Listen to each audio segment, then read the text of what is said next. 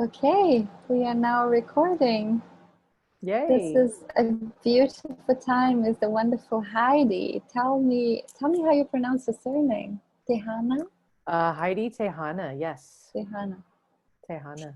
And Heidi is an amazing being, an extraordinary human who has written books. She has an amazing story to tell, her own personal story. And so, yeah, tell us a little bit more about the book Fire and Water. Yeah. Well, it's called Fire and Water, Awakening the Dragon Within. And it's about my spiritual transformation and about my life being growing up in California to being a firefighter for the last 20 some odd years in a city fire department, and just the things I learned, and the things that made me question life about, death and dying, and being around that so often, and seeing people, go in a lot of chaos, and just a lot of, trying to be there to help.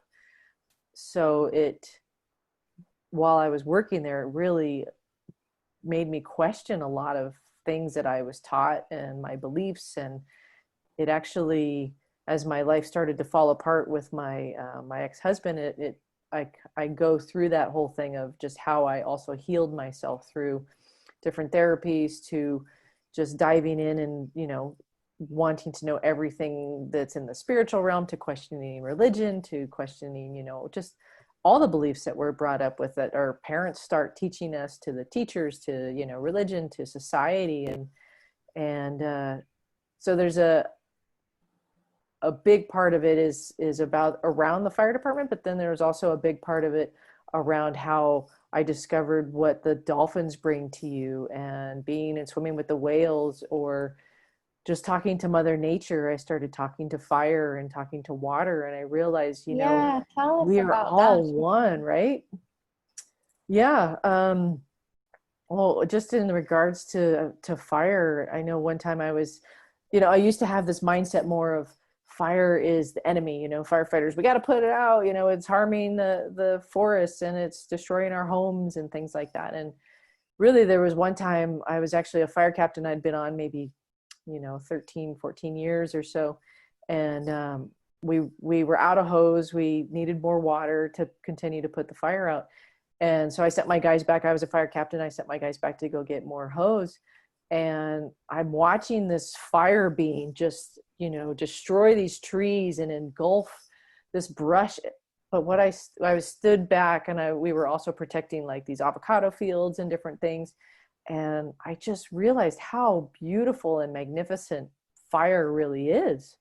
And as I'm sitting there watching her, I had this thought, I could talk to her. I should ask her, why do you destroy all these things? So that's what I did. Is I just sat there and I said, fire, you're so beautiful. Why is it that you're so destructive, but you're so magnificent? Like, what is that? And I just got real quiet and just listened, and fire spoke back. And what I heard was, dive deeper. There's a bigger purpose for what we're doing here. We are transforming old energies, old dense energies, and not only do we destroy, but we also help with the rebirth, and we cleanse an area. And when I sat with all of that, it's like a flood of images came in my mind of different fires that I had gone on, where people couldn't let go of certain things. I can remember a particular one. A woman her husband had died, and she couldn't let go of all his stuff. And we went on a fire. There was a fire in the garage, and we were able to save the rest of her house, but everything in the garage was destroyed. And she came out and was telling me about it. And she said, all of my husband who had died, all his stuff was in the garage, and I could never get rid of it. And those kinds of things made me realize, wow, fire, is also, alive and doing what it's doing. But I also learned, and this is a lot of the things in my book, is water's alive, and they all want relationships with us. Mother Nature's alive, the air's alive. And if we can learn how to remember to have a relationship with it, well, I feel like we wouldn't have these super destructive storms and fires and things, because we would be in relationship. And no, that's how the indigenous people works, is they talk to Mother Nature, right? I mean, Absolutely. yeah. Absolutely. So This is I feel ancient alchemy. that's it. It really is. And that's what I realized as you were talking about, your 108-day project, and just being in that still place for a minute is it's really bringing us back and centering ourselves to allowing ourselves to know. And I feel like when we do that, we expand. And as we expand, I feel like it's like the I am can come in, the source can come in, and because that's what we all are. And, just like all the elements of nature, or, this room, it's like everything is alive and listening, right? So when we get still, it's like we can hear the bigger presence if we just stop our noisy mind. That's what sometimes I put my hand on my heart sometimes, because this is my like stargate. This is my portal to going inward. And when it gets me out of my head, especially with all this craziness in the world, right? Well, how do you It's feel about that? true. Do you feel? It's so true. One other thing that I feel is really important to remember is that we can do that at any time. Like you could do that, you could find that stillness and listen to the fire in the middle of this, as you say, this huge, what is that called? A firestorm.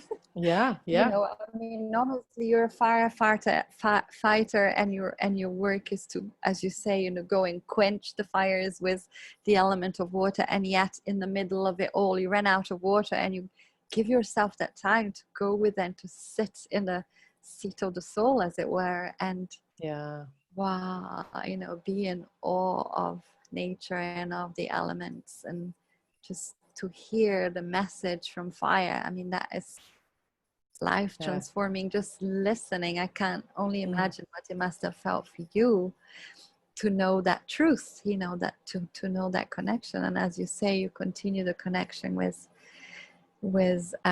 all of life, and the beautiful beings of the sea, the Yeah. dolphins and the whales. So tell us more about that, about the Oh, the wow. beings.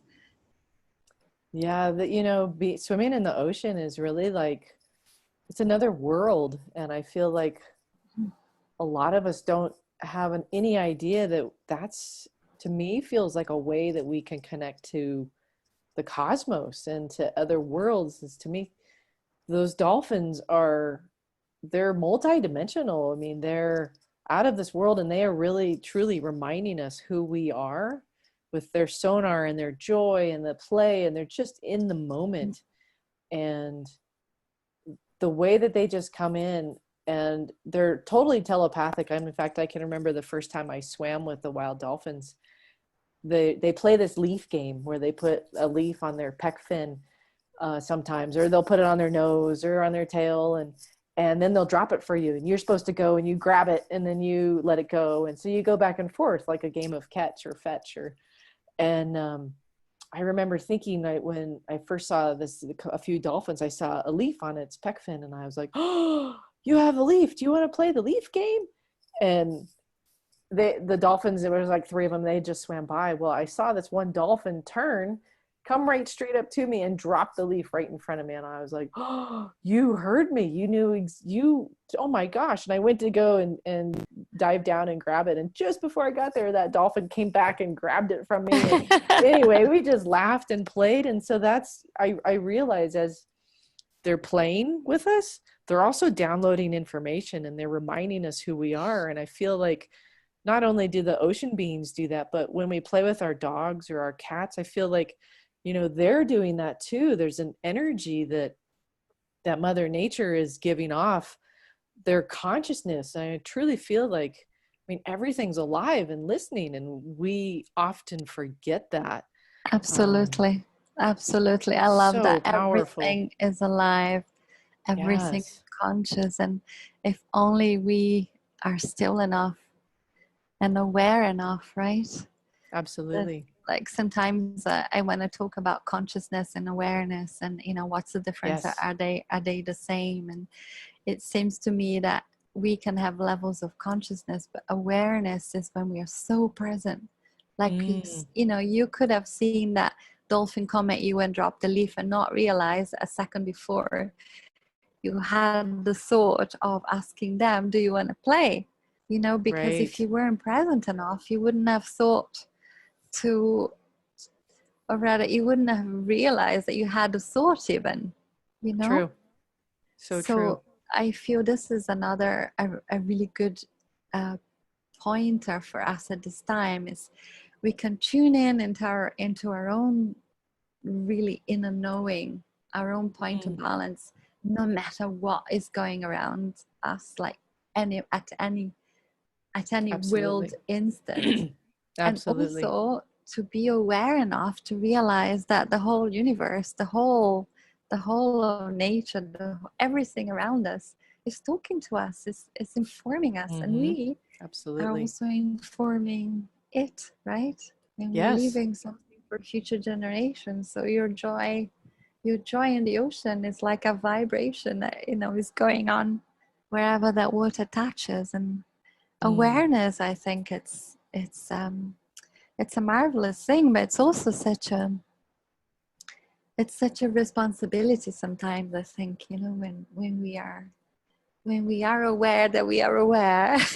Yes. then Right. awareness brings this right, then awareness brings this whole other world. It's like, wait a Mm. minute, where was I all this time, right? Absolutely. Well, and then that's what I feel too is as you become aware, it's almost like that that I am, that source merges with you, and it's the two of you become one. Uh, and it's almost like you, I don't know, it's almost like I wonder, is this how like some of the shamans and the indigenous people like shape shifted? Is that how they knew the other, what the others were feeling, or what the trees were feeling? Because I mean, trees are magnificent too. I've talked to trees since I was a kid, and I absolutely love them. I mean, talk about consciousness and the energy they hold. And I was just thinking of my appreciation for them. Like, they give us, the homes that we live in, or the tables that we eat on, or paper, or I mean, you can go on and on of the shelter and the shade, and they give us the, birds to live in. I mean, all of these things. They're the ones that call in the rain, and here we are, killing them and chopping them down. And I always remember this story a friend of mine told me about this logger that all of a sudden had this massive awakening of consciousness. He went to go and cut down trees, and he started his normal day and was working, and all of a sudden he started to hear the trees screaming, and he was like, what? And it freaked him out so bad, and every time he went to go and cut down a tree, he could hear it scream.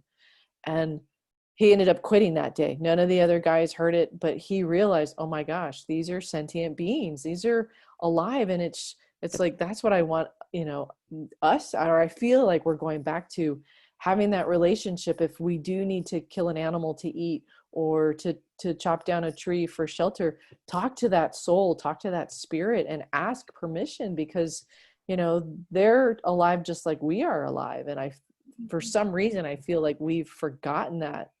It's like, how do we get back to that alignment? And I feel like that's truly where we're going. And that's why I feel like the more we talk to Mother Nature, the more we, go swim in the ocean, just go for a hike and be in Mother Nature, just go listen and go within.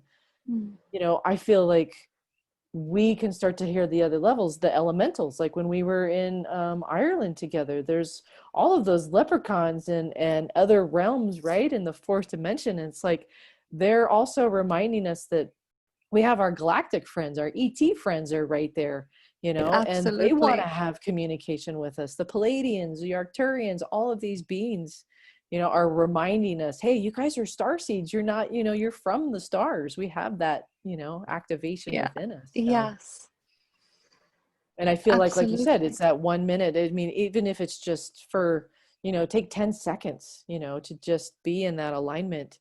And it's like we were just talking before we started recording, like, one person in alignment with source is more powerful than a million that are not. Like, that says how powerful we are, how our thoughts are, Absolutely. Absolutely. And it's time to remember that. It's time to remember that we are so powerful. Absolutely. Yeah. And the way we see the world changes changes our own world, but changes the world itself, because the moment that we change the perception, we choose different choices, right? We choose to be more in alignment and more in balance, because how could we Mm-hmm. not? Once we hear a Absolutely. tree speak, or once we realize that we are in symbiotic alignment with the earth, or an animal, or Right. yeah, the stars. Absolutely. Absolutely. And I feel like, I mean, that's why I wrote, like we were talking about earlier, those other couple books about just my other book, What If Belief Systems Are Just BS? It's like we are taught right from little kids, like this is right, this is wrong, this is how you believe, this is what you do. And it's like, it wasn't until years later when life stopped making sense. My dad was always like, just get the good job, have kids, have a great house, have money, this, and I realized there was a big sense of myself that wasn't happy, and there was something missing within. And it was when I started to go and move through some of my trauma, it was like all of my blinders, really came off. And I was like, oh, there's a whole nother world out here. You start questioning your beliefs and what you're taught. And so that's what my other book is about, is like, when you start to do that, life becomes magical. Like you take off all Yeah. limits, all boundaries. There's so much out there. And I feel like we're at the precipice right now of all of us remembering who we truly are and getting out of that old paradigm, that old way of thinking of, hey, we go to work, we got to go to school or whatever it is. We got to be entertained, and we come home, we go to sleep, and then we just do this over and over and over again. And it's like, no, we're here to expand consciousness. Like, what else is out there? Like, what else can we imagine for this world? Because, we don't have to work all the time. Like, what if we didn't need money? What if we had a society that didn't need money, or that didn't have to work 9 to 5, or where everybody was doing what they loved? They're doing their passion, right? We could change the Amazing. world overnight if we all like really got on that wavelength, like your 108-day project. I mean, Amazing. it's It's, beautiful. it's a beautiful thought. It's a beautiful thought that we could get there. And so we're doing this for 108 days, as you know, which is a sacred number, and we're going into Yes. all the way into the solstice. And the solstice is such a powerful alignment between the sun and the earth. And Mm. this apparently this year it's oh, what's it called? A cosmic, I think it's called a cosmic cross, where the sun moves in, I think it's called a heliacal path. Okay. And then galactic center has a pathway where we can align to it. And so the sun and galactic center align on the 21st of December this year, Oh, creating this, I think wow. it's called a cosmic cross. So Okay. not only we are in the powerful time of solstice where the sun rises and sets at the same time. So just to mention that we are also going into being more conscious and aware of the energies of the sun and beyond the Yes. sun, Mm. through what beyond our universe.